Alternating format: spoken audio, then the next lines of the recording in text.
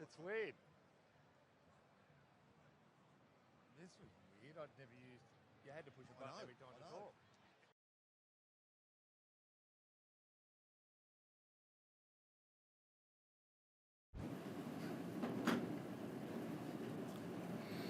Cheers, Foss.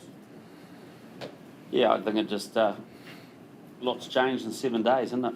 You know, like it's a great example of Test match rugby, and I guess it's what we love about it is that it throws up games like that after last week, and it's a clear example of why you never underestimate a team that's hungry and really wants to succeed. And I congratulate the Wallabies for how they played today. It was a very disruptive game. It didn't flow, but there was a massive degree of intent from both teams to play, particularly within the circumstances of the cards, and really they controlled the game better than us and are deserved winners. So with that, questions?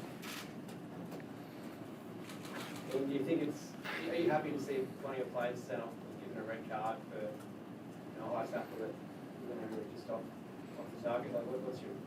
Oh, look, it is what it is right now. We'll obviously go and have a look at it, but I don't think now's a great time to debate the accuracy of the decisions. We were probably more unhappy with a couple of TMO decisions last week than this week. It is what it is, and to be fair, the way the game went, both teams got dealt with the same cards, dare I say it. But we'll go back and have a good look at it and see what happens. And is it harder to digest when it wasn't even initially a penalty? Like he's gone from nothing to a red card. I mean, surely that's going to be an issue, a broader issue. Yeah, it seemed to jump, and there was a lot of voices in people's ears.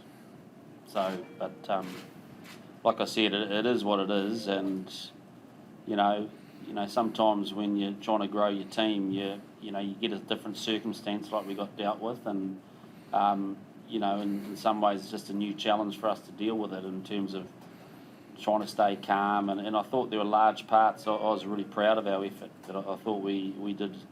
We played with a lot of passion at times. We certainly applied a lot of pressure, but we just couldn't break them the way that we wanted to, and they hung in there, and then the momentum swung around a little bit with some other cards. So, and Scooter's one near the end sort of was kind of a bad timing for a card and put us under immense pressure.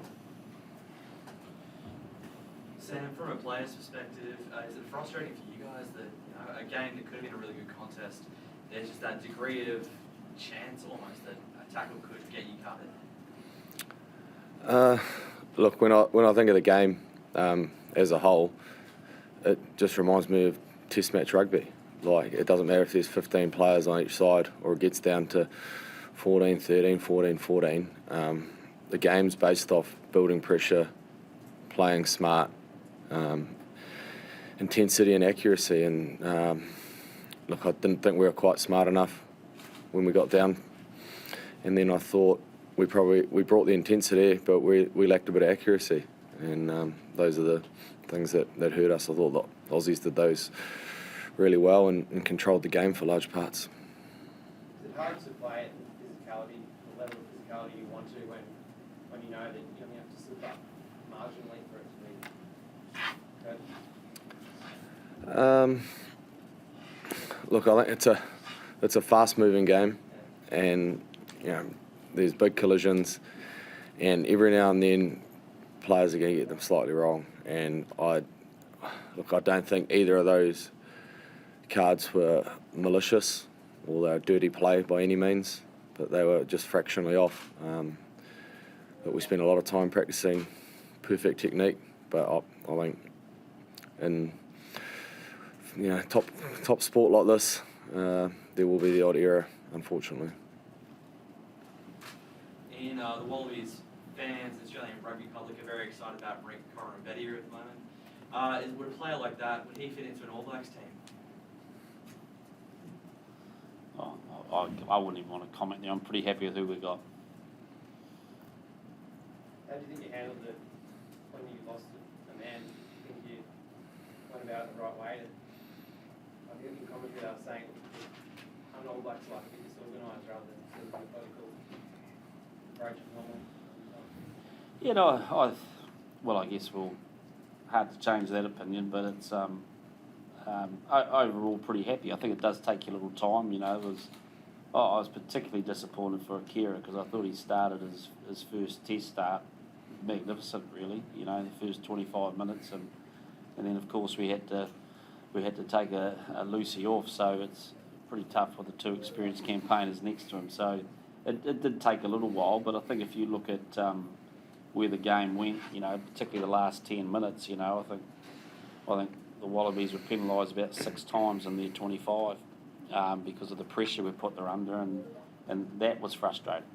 And so I haven't got any qualms about our decision making and our clinical nature in that period of the game. But you know, we'll find areas that we didn't quite control. I thought we made a number of mistakes when the ball was in behind us. That was frustrating. We didn't deal with the high ball particularly well, and that gave the Wallabies a pretty easy out, and they were good enough to exploit that and then put us under pressure there, and some of their chase got us into trouble, and we conceded a couple of penalties in that space, which was 6 points. So, you know, some of it was it was pretty simple skill execution that we've got to get better at, and but continues next week. Sam, there's a temptation when it goes down to 14 or 14 or even 14 or 13 to just throw the extra pass or maybe chase space a bit more than you normally do. You have to just try and make sure you keep your shapes. And, is that hard thing to do out in the field? At the time when you lose someone, you're very much solution focused. You know, you'll think about how your set piece first and foremost. How are we going to win ball? How does it affect us in these areas?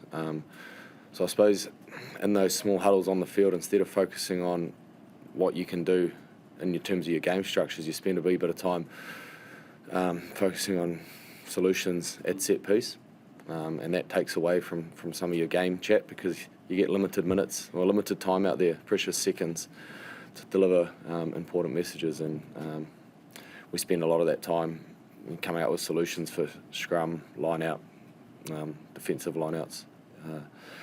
But to answer your question, I think the times that we looked best were probably just after half time when we went pretty direct and we got a bit of a flow going, but to be honest, the game didn't have a lot of flow. Ian, do you feel, can you just give an assessment of the Wallabies under Dave Rennie and what you've seen throughout this Bledisloe series, what they're now doing differently? Oh, look, it's, to be fair, I'm probably not in a great position to do that right now. I think, you know, what we've seen is a very spirited Wallabies team, but I think today's pretty tough to try to figure out what teams are trying to do. You know, I think the game narrowed right down. You know, as a spectacle, as a rugby spectacle, it was disappointing. As a result for Australia and Wallabies, it was immensely exciting. But it's a bit hard to see where their game's evolving. But what we do know is that they want to play a hard carry and clean game, and you know they got criticised last week for a lack of kicking game, and they scored pretty quickly with a kick. You know, so they've learned something. So, and we expect them to get better and better. So, you know, they've got some old heads in there that are doing well, and you know, one's obviously James Slipper. I'd like to congratulate him on his 100th, and it'll be pretty special for him today, I'd imagine. And he's been a worthy opponent over a number of years. So, shook his hand out there, and he had a big smile on his face. So I'm sure he's enjoying the day. Any last questions, John? Thanks, everyone. Thank you. Thanks, all. Thank you. Thank you. Catch up, mate. Yeah, thanks. Yeah.